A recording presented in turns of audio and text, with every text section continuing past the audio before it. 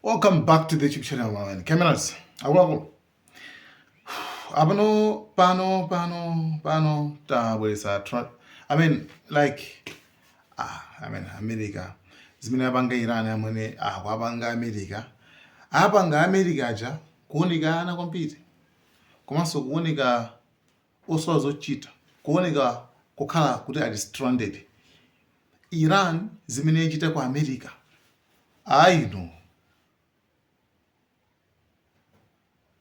Like a center narrative ine yonse imene yakhala akuibanga. Okay? Pano tikudziwa kuti lero ndi tsiku namba 60. Tsiku namba 60. Miye pacha tikabwerera kumbuyo kucha. Memorandum of Understanding ija imene akugwirizana pakati pa Iran ndi America. Ananena kuti pakhala 60 days ceasefire. Okay? Pakhala 60 days ceasefire. Chabwino. Mkatikati muja, katikati mujamo eti, zinabizirana hajaso, ambasa urani kutibulana. America ndi Iran. Ambasa kutibulana. Chabwino. Ndiye mpakana zine waligaso di mpakana zinabizika point yokuti ceasefire ija was broken. Ceasefire imene agwizana ja inaonongeka basi. Panabeso kuenda za ceasefire kuti kuenda ceasefire ai. Chiyo sa chinatani chinapasuka. Alright. Lero ndi tsiku namba 60. Basi to Trump. Pachitina kugwizana za ceasefire mu memorandum of understanding moja MOU ndekuti panopa ceasefire nani yatha. Pamene ceasefire yatha ndekuti Iran muyembekezeniyo iyo tikumenya kwambiri. Guys, good morning. Today, the 60-day memorandum of understanding between the United States and Iran expires. And Fox News spoke with the president early this morning to get his thinking on what comes next. The president told Fox News that Iran should put up the white flag of surrender.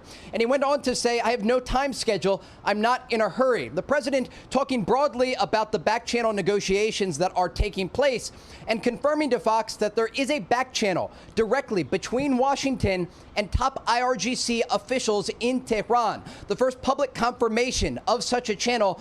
And this is critical because it comes as these conversations go back and forth. The president says they're good poker players, but they're dying, and that the midterms have nothing to do with my thinking. This is all moving very quickly in the region because there is a U.S. military posture that remains, and there are a lot of different players involved and talks that are taking place as we speak right now between Iran and Oman about control of the Strait of Hormuz. And the president says if Oman gets in the way, we'll bomb the S out of them. Because at the end of the day, the president wants two clear things here. He wants control of the Strait of Hormuz. There is an ongoing U.S. naval blockade that is costing the Iranian regime hundreds of millions of dollars each day. And if ultimately this leads to future negotiations, that is when Iran's nuclear program is expected to be discussed. Guys? Well, first off, Trey,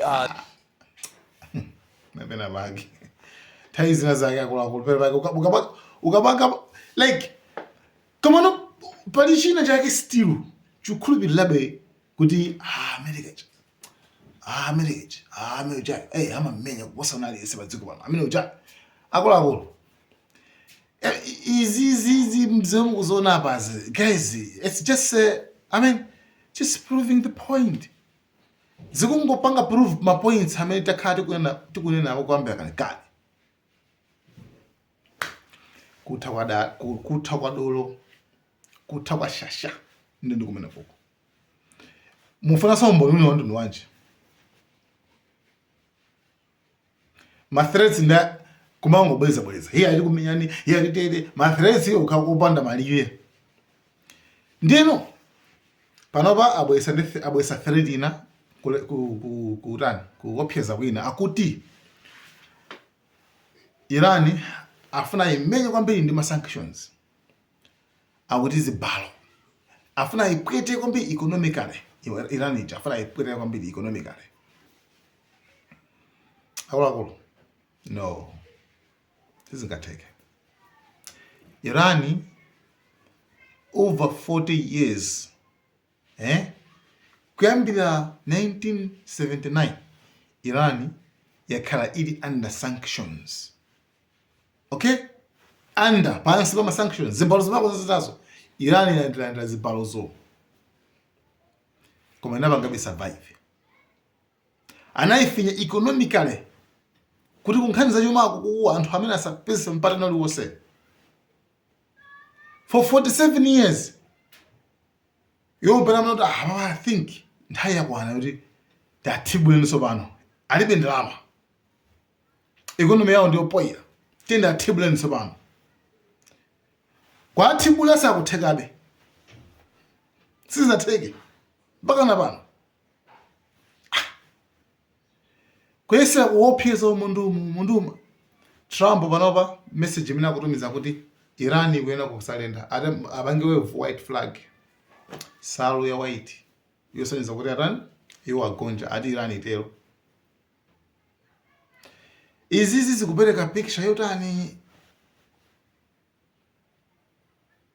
izi zimene khalu kwambia nthawi zonse kuti akuluakulu palibe zonse zimene mabodza onse amene takhati kumva okhuza ndi America kuti mali makuti Iran apa dziko limene lili ladziwitsa dziko lonse lapansi kuti aphanga musamamuopera amene uja musamamuopa amene uja musamamuope ndi mfana wambiri zimene apanga Iran pano anthu sakumvesa bwino bwino. Mimi ngona kuti anthu ena aso atakhala kuti adzukaso right ndikuona kuti ife zikutipoterezayi America sizakhalanso ndi mphamvu. You understand? Chifukwa apo kufoka kwake kuonekera chimene amangopyeza chithupi chinsima amadye chinsima chambiri. America imadye chinsima chambiri ndene asanduka chibouse koma chibouse chake chachoti changokola thupi ndali mchimimbe chachikulu kwambiri ndikumapyeza nacho anthu. Then afika nthawi yoti akupanga bully anthu mwangopyeza anthu uku koma wina wake wang'ono fana wang'ono kwambiri anangoti ase inezi iwende songa ndipusitsa ase ineso ndamva kuwawa ase hayi okay ndikumaliza titi tiutu tete kuona pano Iran idakalichimire to ndo mayeso pereka statement oti nkhondo iyi timutengetse mpaka naye atuluke pampando atuluke pampando ife deal zapanga ndi amene azabwewe nayo uyu iyi tisifuna ceasefire dziko lilo situfuna ceasefire ya basa rakachiwa yankhula dzana zimenezo situfuna ceasefire wena kumati tikumenyana kwambiri tikupyezane mupangisa lenda iwe amene kumuuza kuti apangisa lendayo achitokuuza kuti ife situfuna ceasefire tizikapulana abe. Come on guys. So nkhani ndimene amene afuna kukhala mujeni amene akufuna kusankha kukhala chisilu chosamvera pepani for the language amene afuna akhale bulutu kuti safuna zimva azoona zinthu bwinobwino mmene zikukhalira zake zimenezo koma this is the reality. Ayikanika Iraninja ayikanika chamwe ndikufuna ndipase ndi comment so nthawi yonse ija kunali ngati tene kuti ana aliyese like anangokhala pa nthawi imene iteke Saudi Arabia komanso ndi chanichi teke Saudi Arabia ndi Pakistan atapanga ubale kuti tipange fomu kaneto kathu tinazozonzoti anthu aja apanga aluza hope mwa Americans kuti sangateteze Americans ndi makape mazoba. You understand? Ife timene tinamkhula kale ndiyeno paluka statement so pano nthawi sija Trump anasana yankhule sikuti samaona riyayi koma nawonso akapheya malingalira ndiye muone so pano statement ya Trump imene ayankhula pankhani kukhuzana ndi mgwirizano umene uchawo a Trump ayankhula kunena kuti zimene yapanga Saudi Arabia, Turkey ndi Pakistan akuti nzabwino kwambiri kuti aziteteza okha.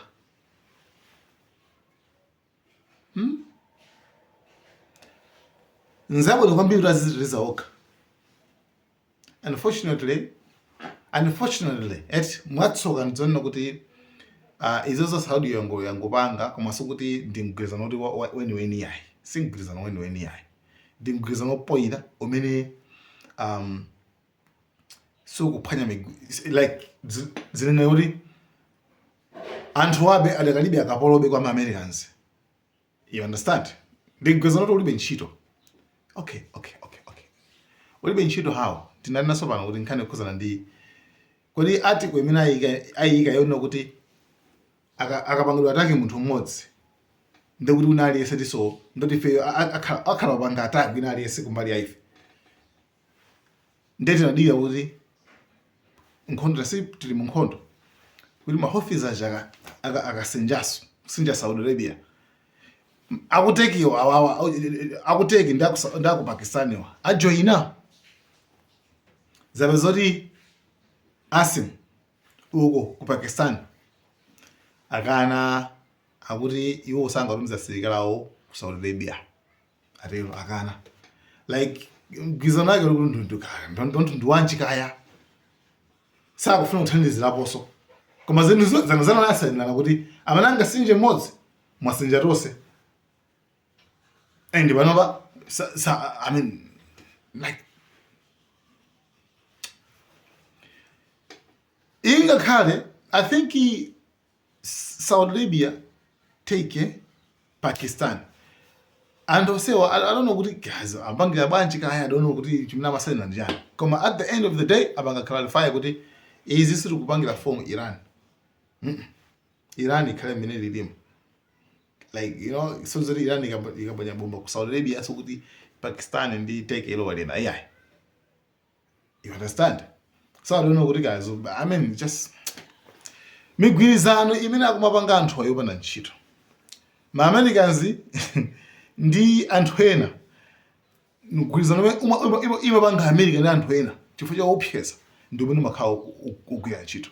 Ndipo mukapanda kwa pasandalama chifukwa cha treaty cha madira amene munasenana akutetezana muonaso. Chabwino guys, thank you so much. Malawian cameras kama still tikambeso za ma update so inaso amene akubweraso chifukwa aliponso angapo. Okay, so tiwalongoso ma update amene wawa. Guys, thank you so much Malawian cameras.